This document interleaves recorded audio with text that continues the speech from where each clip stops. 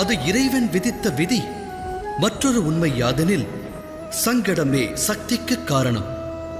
சங்கடத்தில் வாழும் ஒருவன் அதிலிருந்து விடுபட்டு வந்தால் வாழ்வில் ஒருபடி அவன் முன்னேறிச் செல்கிறான். அதன் மூலம் கிடைக்கின்ற அற்புத சக்தியானது அவனுக்கு மட்டும் நன்மை பயப்பதல்ல, அதனால் அகிலமே நன்மை பெறுகிறது.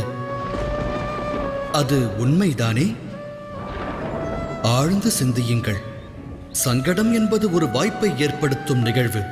அதை கொண்டு ஒருவன் மாற வேண்டும். அது உயர்ந்த எண்ணங்களை சிந்திக்கும் வாய்ப்பை தருகிறது.